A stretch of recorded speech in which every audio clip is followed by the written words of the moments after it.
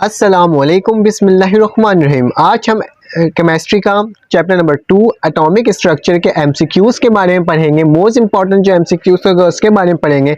सबसे पहले हम क्या करेंगे, सबसे पहले हम बुक के एक्सरसाइज के क्वेश्चंस को सॉल्व करेंगे। फिर उसके बाद मेरे पास जो ये इंपॉर्टेंट एमसीक्यूज़ है फिर इसको हम सॉल्व करेंगे और देखेंगे किस तरह से सॉल्व करना है। तो चलो आओ इसको सॉल्व करते हैं विदाउट वक्त ज़ाया किए बगैर। अगर आपने अभी तक मेरे चैनल को लाइक नहीं किया है, सब्सक्राइब नहीं किया या बेल के आइकन को क्लिक नहीं किया तो जल्दी से जाएं, लाइक सब्सक्राइब और बेल के आइकन को क्लिक करें। मैं मैथ्स के लेक्चर के साथ साथ केमिस्ट्री के एक्सरसाइज के लेक्चर्स भी आपके लिए अपलोड करते रहूंगा ताकि आपको पेपर की तैयारी भी एमसीक्यूज के लिए होती रहे, क्योंकि आपको पता है कि 40% एमसीक्यूज पेपर्स में आ सकता है इस दफ़ा। तो हम क्या करेंगे, उसी तरह से तैयारी करेंगे और आपके एमसीक्यूज की तैयारी करेंगे। मैं हर चैप्टर्स के लिए आपके लिए अपलोड करूंगा इंशाल्लाह। बस आप मुझे सपोर्ट करें, लाइक करें, सब्सक्राइब करें और बेल के आइकन को क्लिक करें। चलें आए इसको पढ़ते हैं और देखते हैं किस तरह से इसको सॉल्व किया जा सकता है। और मैं आपको ये सॉल्व करवाने से पहले ये भी बता देता हूँ कि मैं इस तमाम जो मतलब कि आपको पीडीएफ को जो सॉल्व करवा रहा हूँ इसको मैं अपने डिस्क्रिप्शन में ड्राइव का लिंक दे दूंगा। उसमें जाके आप क्लिक करोगे, ऊपर डाउनलोड का ऑप्शन आएगा, उस पर जब क्लिक करोगे तो ये आराम से क्या हो जाएगा बेटा, आपके पास डाउनलोड हो जाएगा।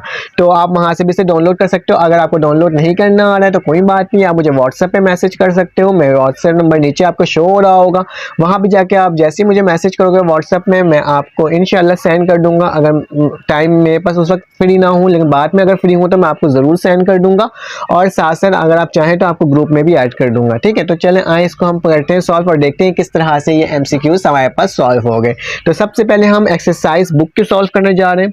तो ये एटॉमिक स्ट्रक्चर का चैप्टर है, इसमें पहला एमसीक्यूज लिखा हुआ है इन एन एटम, एक एटम है, atom number of proton and neutrons are added to obtain. अगर हम नंबर ऑफ न्यूट्रॉन्स और नंबर ऑफ न्यूट्रॉन्स और प्रोटॉन को ऐड करते हैं बेटा तो हमारे पास क्या मिलता है, हमारे पास क्या बनकर आता है, तो हमें उसके बारे में बताना है। तो हमारे पास कौन सा ऑप्शन ठीक होगा, ठीक है, नंबर्स ऑफ इलेक्ट्रॉन्स होगा या नंबर्स ऑफ न्यूक्लियॉन्स होगा या एटॉमिक नंबर ऑफ एलिमेंट होगा या नंबर ऑफ आइसोटोप्स होगा। तो मैं क्या बताऊंगा आपको, आपका option number B is the correct, number of nucleons.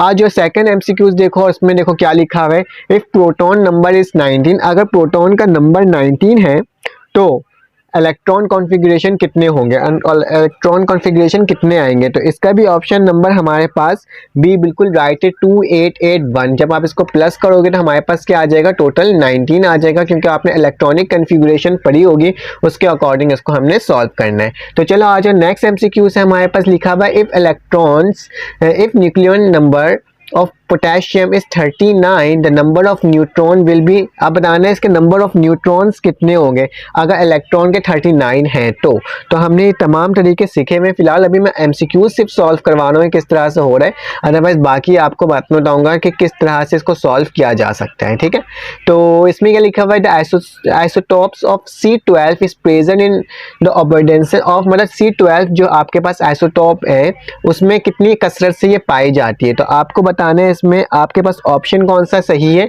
19.8 जो है बिल्कुल ठीक है, 19.8.93 बिल्कुल ठीक होता है, लेकिन चले 19.8 दिया हुआ है तो चलो फिर भी चलेगा, ये भी सही है। फिलहाल 93 इज अ परफेक्ट। ठीक है, फिर लिखा हुआ electronic configuration is a distribution of, electronic configuration जो है वो किस चीज़ की डिस्ट्रीब्यूशन है, वो इलेक्ट्रॉन्स की, क्योंकि इलेक्ट्रॉनिक कॉन्फ़िगरेशन करते हैं ना, जाहिर सी बात है इलेक्ट्रॉन की ही वो डिस्ट्रीब्यूशन होगी। फिर उसके बाद लिखा हुआ है which one of the following is the most penetrating, सबसे ज़्यादा पेनिट्रेटिंग कौन सा होता है, आपको पता है कि हमारे पास क्या होता है अल्फ़ा, फिर उसके बाद होता है बीटा, फिर होता है न्यूट्रॉन और फिर होता है गैमा। और इसमें हमारे पास क्या चीज़ है, इनमें से हमें बताना है तो हम इनमें से बताएंगे हमारे पास क्या होता है, न्यूट्रॉन। ठीक है, गैमा सबसे आखिरी होता है, न्यूट्रॉन हमारे पास थर्ड वन होता है। ठीक है, तो फिर उसके बाद आज जो अगला एमसीक्यू सॉल्व करने के लिए इसमें क्या लिखा हुआ है, how many sub shells in L shell, मतलब एल शेल के अंदर कितने आपके पास सब शेल्स होते हैं। तो हमारे पास 2 होते हैं, तो मैं इस पर 2 पे क्लिक कर दूंगा। ठीक है, और फिर उसके बाद लिखा हुआ है de Broglie extend the wave of particle duality to the electron in, इन्होंने कब एक्सटेंड किया था। तो ये जो आपके पास 1923 ये प्योर थ्योरी टाइप का एमसीक्यूज हैं, इसके बारे में आपको मालूम है। मैं जल्दी सॉल्व इसलिए करवा रहा हूँ कि उसके बाद 40 एमसीक्यूज और हैं, बुक के तो सिर्फ 10 है लेकिन 40 यहाँ पे है, तो इसको मुझे सॉल्व करवाना पड़ रहा है, जल्दी करवा रहा हूँ। ठीक है, फिर क्या लिखा है, name the material of the screen which refuge in Rutherford atomic model, आपको वो मटेरियल का नाम बताना है जिसको रदरफोर्ड ने क्या किया था, यूज़ किया था, वो कौन सा था मुझे बता दो जल्दी से। इसमें क्या है हमारे पास जिंक सल्फेट है, ठीक है। तो ऑप्शन नंबर बी जो है वो जिंक सल्फेट है, ठीक है।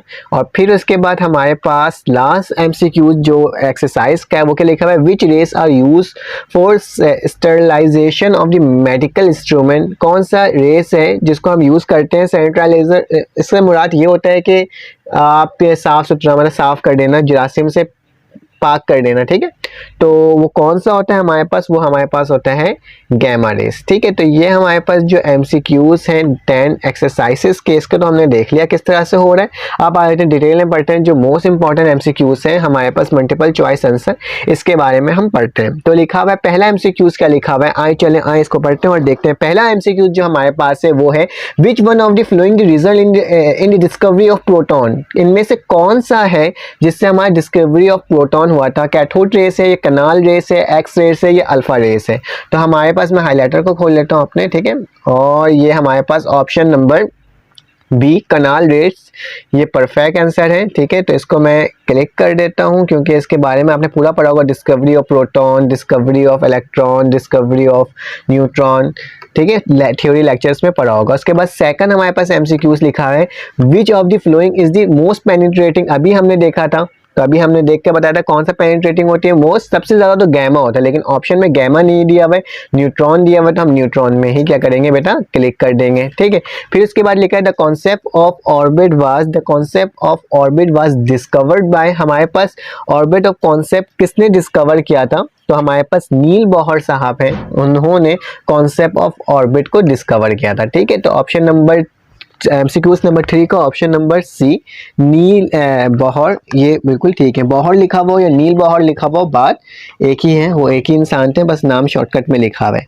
फिर उसके बाद हमारे पास लिखा हुआ है फोर्थ एमसीक्यूज में लिखा हुआ है, which one of the flowing consist of 3 subshells. कौन सा इसमें से है जो 3 सबशेल्स अपने पास रखता है, वो ओ शेल होता है, एन शेल होता है, एल शेल होता है या फिर एम शेल होता है। तो बेटा एम शेल अपने में क्या रखता है, 3 सबशेल को रखता है, ठीक है। फिर उसके बाद आ जाते हैं आगे चलते हैं और देखते हैं अगला एमसीक्यूज हमारे पास क्या है। मैं थोड़ा सा इसे नीचे कर दे रहा हूँ, ड्रॉ कर दे रहा हूँ, ठीक है। लिखा है which radio isotope is use for the diagnosis of tumour in human body. मतलब ह्यूमन बॉडी में आप ट्यूमर किससे आप मालूम कर सकते हो। तो सही आंसर तो हमारे पास है टेक्नीशियम 99, ठीक है, लेकिन इसके अंदर मौजूद नहीं है वो चीज़ टेक्नीशियम 99, लेकिन हम आयोडीन से भी थोड़ा बहुत कर सकते हैं। तो ये ऑप्शन नंबर, अगर टेक्नीशियम 99 आपके पास होगा तो वो करेक्ट आंसर होगा। अगर इसमें नहीं दिया हुआ, ये 4 दिया हुआ है, 4 में से ये आयोडीन 131 ठीक है। लिखा हुआ है when uranium 235 break up it produce. जब U-235 ब्रेकअप होता है, मतलब टूटता है, तो क्या प्रोड्यूस होता है, इसके बारे में आपको बताना है, ठीक है। तो हमारे पास ऑप्शन नंबर बी न्यूट्रॉन्स इससे प्रोड्यूस होता है, ठीक है। क्या प्रोड्यूस होता है, न्यूट्रॉन प्रोड्यूस होता है जब यूरेनियम 235 जब आपके पास क्या होता है, जब वो ब्रेक होता है तो हमारे पास न्यूट्रॉन्स बनता है। फिर इसके बाद क्या लिखा है बेटा, अब हमारे पास 7 एमसीक्यूज में क्या लिखा हुआ है बेटा, लिखा हुआ है the P subshell has, P subshell का कितना बेटा ऑर्बिटल्स होते हैं। तो हमारे पास ऑप्शन नंबर सी जो है वो बिल्कुल करेक्ट है, क्या है, 3 ऑर्बिटल्स होते हैं इसके, ठीक है। फिर इसके बाद आते हैं हम deuterium is use to make, हम ड्यूटेरियम को किस लिए यूज़ करते हैं, क्या चीज़ बनाने के लिए यूज़ करते हैं, light water, heavy water, soft water या हार्ड वाटर। तो हमारे पास ऑप्शन नंबर बी जो है हेवी वाटर बिल्कुल ठीक है, ठीक है। तो हेवी वाटर हमारे पास, बस इसको मैं एमसीक्यू सॉल्व करवा रहा हूँ, बता रहा हूँ आपको ये किस तरह से ये सॉल्व हो सकते हैं ताकि कोई कंफ्यूजन ना हो, ठीक है। फिर इसके बाद लिखा हुआ है ऑप्शन नंबर 9 में आपके पास लिखा हुआ है the isotope of C12 is present in abundance of dash. आपने अभी इससे पहले वाले एक्सरसाइज वाले एमसीक्यूज में सॉल्व किया था और उसमें देखा था कितना होता है, 99.93 होता है, 99.8 भी चलेगा, लेकिन 99.7 कम है, 99.96 कम है, 97.6 कम है। तो इसमें से ऑप्शन नन ऑफ दिस सही होगा, क्योंकि इसमें से कोई एक ऑप्शन नहीं दिया हुआ जो करेक्ट होगा। करेक्ट ऑप्शन क्या होता है, 98.93 इसका करेक्ट आंसर। लिखा हुआ है who discovered the proton, proton को किसने डिस्कवर किया था, गोल्डस्टीन ने किया था या जे थॉमसन ने किया था या फिर नील बॉहर ने किया था या रदरफोर्ड ने किया था। तो बेटा रदरफोर्ड ने वेरीफाई किया था और इसको डिस्कवर किया था। नील स्टीन जो है आपके पास, उन्होंने क्या किया था, गोल्डस्टीन जो है उसने क्या किया था, उसने सिर्फ पॉजिटिव चार्ज को डिस्कवर किया था, लेकिन रदरफोर्ड ने पूरा प्रोटॉन को ही डिस्कवर कर दिया था, उसके एक एक चीज़ों को। फिर उसके बाद लिखा हुआ है क्वेश्चन नंबर 11 लिखा हुआ है, इसमें लिखा है the name atoms of was drive from the Latin word ऑटोमोस, meaning मतलब इसमें लिखा हुआ है लैटिन वर्ड जो है हमारे पास ऑटोमोस, उसका मतलब क्या है? क्या उसका मतलब है डिविजिबल, क्या उसका मतलब है इनडिविजिबल, या उसका मतलब है रिएक्टिव, या उसका मतलब है स्टेबल? तो बेटा इनडिविजिबल जो है मतलब वो नहीं टूट सकता एटम, तो उसको कहते हैं इनडिविजिबल, ठीक है। मीनिंग कटेबल भी हो सकता है, अनकटेबल मतलब वो कट नहीं सकता, डिवाइड नहीं हो सकता, ये नहीं हो सकता, इनडिविजिबल होता है, टूट नहीं सकता है, ठीक है। उसको कहते हैं हम क्या कहते हैं? ऑटोमस की मीनिंग कहते हैं। तो उसके बाद क्या लिखा हुआ है?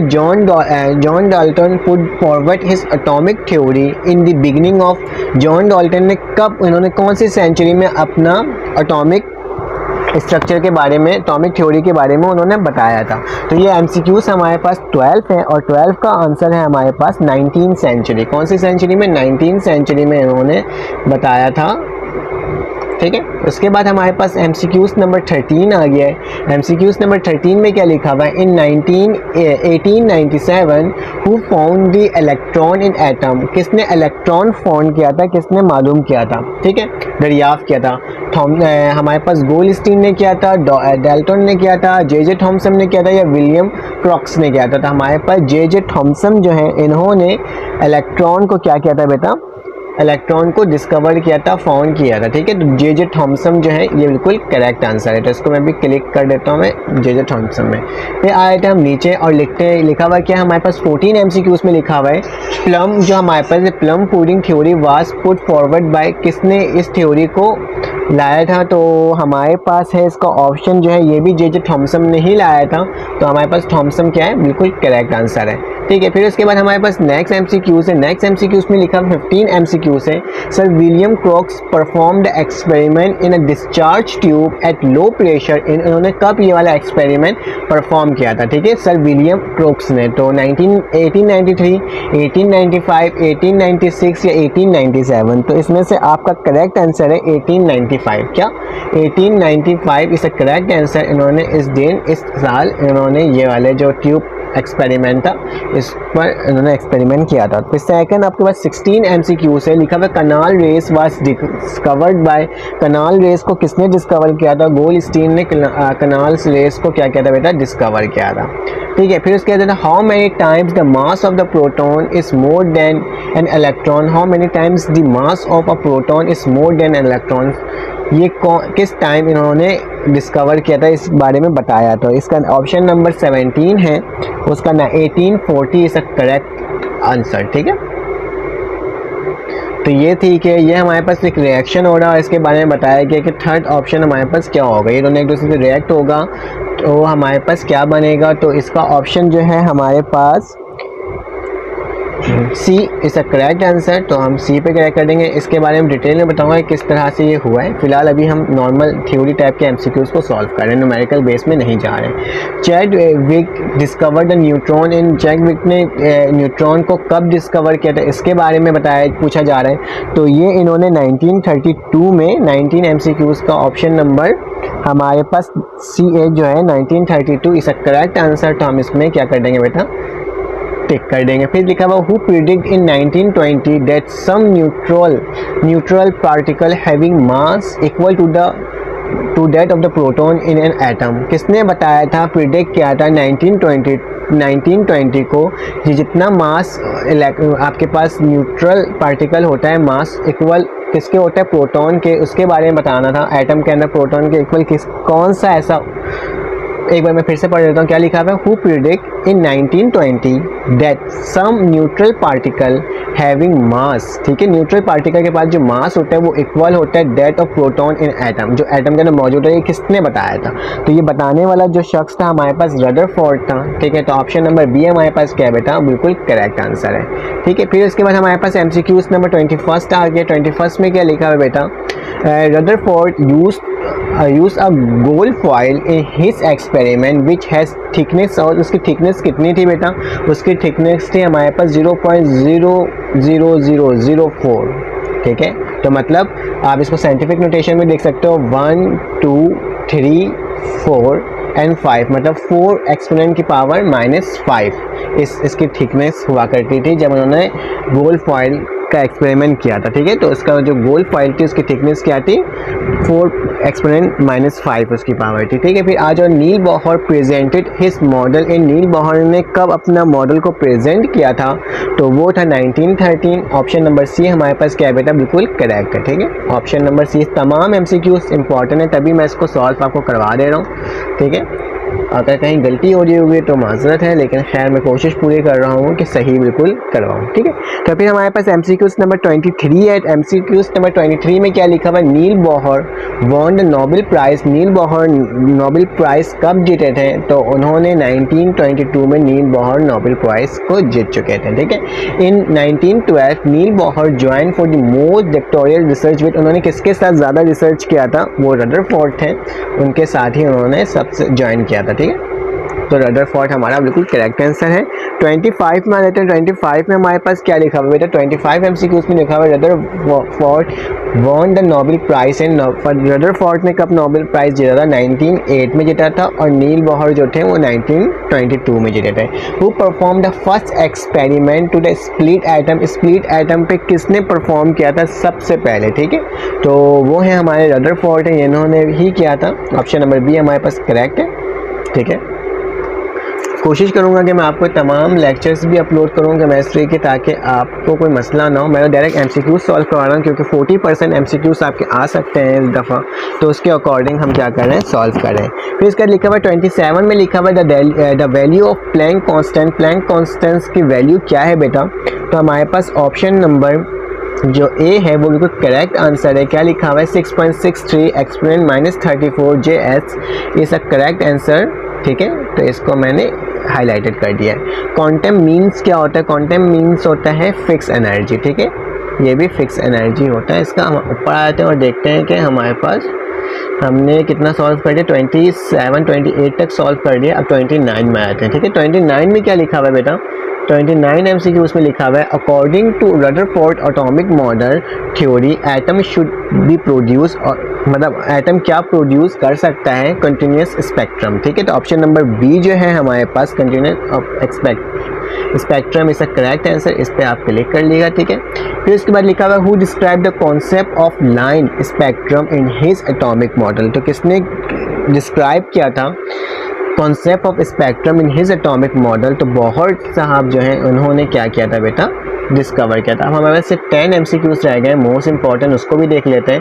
तो क्या लिखा हुआ है 31 में, क्या लिखा हुआ है, number of electron that a shell can accommodate in given by formula, हम किस तरह से नंबर ऑफ शेल को निकाल सकते हैं, किस फार्मूला की मदद से, तो 2n का स्क्वायर जो होता है हमारे पास, इसके मदद से हम क्या कर सकते हैं, फार्मूला, इस फार्मूला की मदद से हम नंबर ऑफ इलेक्ट्रॉन्स किसी भी शेल का निकाल सकते हैं। इसके बाद लिखा हुआ है how many sub shell are there in the first energy level और K shell, first energy level को हम के शेल भी कहते हैं, तो उसमें बताया गया कितने हमारे पास शेल होते हैं, सब शेल्स होते हैं, तो उसमें सिर्फ और सिर्फ एक होता है, तो हम फर्स्ट वाले में क्लिक कर देंगे। फिर उसके बाद हमारे पास है 33 का ऑप्शन है हमारे पास, how many electron can be accommodated in L shell, L shell में कितने होते हैं बेटा, एल शेल में 8 होते हैं। ठीक है, तो 8 पे भी ऑप्शन में मैंने क्लिक लगा दिया है, क्लिक कर दिया। फिर उसका लिखा हुआ है हाउ मैनी इलेक्ट्रॉन कैन भी, हमारे पास एन शेल में कितने होते हैं बेटा, एन शेल का बोला तो एन शेल में हमारे पास कितने होते हैं, 32 होते हैं। Option number D is correct answer. और उसी तरह से लिखा हुआ हाउ मैनी पी ऑर्बिटल में कितने होते हैं, पी ऑर्बिटल की बात की जा रही, तो पी ऑर्बिटल हमारे पास MCQs नंबर 35 है, तो इसमें कितने होते हैं बेटा, 6 होते हैं। ठीक है, तो मैं 6 पे लगा देता हूँ। फिर इसका लिखा हुआ है इलेक्ट्रॉनिक कॉन्फ़िगरेशन ऑफ बोरॉन, इस बोरॉन के कितने होते हैं इलेक्ट्रॉन्स, 5 होते हैं, तो इसमें से देख लो 5 कौन सा होगा, तो हमारे पास 1s2, ठीक है, और 2s2 और 2p1, मतलब 1 2 कितना हो जाएगा हमारे पास, 5 हो जाएगा। तो हमारे पास ऑप्शन ये हो जाएगा। आपको बस इलेक्ट्रॉनिक नंबर्स याद रखने होते हैं, उसके हिसाब से ये हो जाता है। सिंबल फॉर ड्यूटेरियम इस, ड्यूटेरियम का जो सिंबल है वो क्या होता है बेटा, वो होता है 2H1। ठीक है, तो इसको आप क्लिक कर दो। ऑप्शन नंबर 37 भी हमारा सॉल्व हो गया है। इसके साथ साथ 38 भी देख लेते हैं। आंसर कीज को आप मेरे ग्रीन वाले कलर से हाईलाइटेड से मैच भी कर सकते हो, मैं इसका PDF तो दे ही रहा हूँ आपको। और आप देख भी लीजिएगा। तो इसमें क्या लिखा है 38 का लिखा हुआ है हमें C14 और दी बोथ प्रेजेंट इन नेचर, कितना परसेंट ये मौजूद होता है नेचर में। तो ये ऑप्शन नंबर सी जो है 1.1% ये हमारे नेचर में मौजूद होता है, ठीक है। फिर इसके बाद सेकंड लास्ट जो हमारे पास MCQ से वो लिखा हुआ है the percentage of pure uranium is found in nature, कितना होता है बेटा, तो हमारे पास 99% मौजूद होता है 238 और 92, ठीक है। तो इस पर मैं क्लिक कर देता हूँ विच सॉरी एक मिनट, मैं इसे रेस कर देता हूँ, ठीक है। फिर मैं इसे हाईलाइट कर देता हूँ, हमारे पास क्या हो जाएगा 99% है इसमें। और देखो विच आइसोटोप इज डायग्नोस्ड ग्रेटर को हम किस तरह से डायग्नोस कर सकते हैं बेटा, किस आइसोटोप की मदद से, तो iodine 131 is a correct answer. मैंने तमाम MCQs तकरीबन सॉल्व करवा दिए हैं, इससे ही MCQs बनकर आएंगे, इसके अलावा कोई एक्स्ट्रा कहीं से नहीं आएगा क्योंकि पूरी बुक के MCQs का ही है। अगर आपको मैंने समझाने तरीका अच्छा लगा तो प्लीज़ लाइक करें, सब्सक्राइब करें और बेल के आइकन को क्लिक करें, और अगर लाइक के बटन को क्लिक कीजिएगा। और आपका इसका PDF चाहिए तो इसका PDF मेरे लिंक है डिस्क्रिप्शन में मौजूद होगा, या फिर व्हाट्सएप नंबर में मैसेज कर देगा, मैं आपको ये फॉरवर्ड कर दूंगा फिट आंसर के, ठीक है। अल्लाह हाफिज़, फिर आपसे मुलाकात होगी इंशाअल्लाह।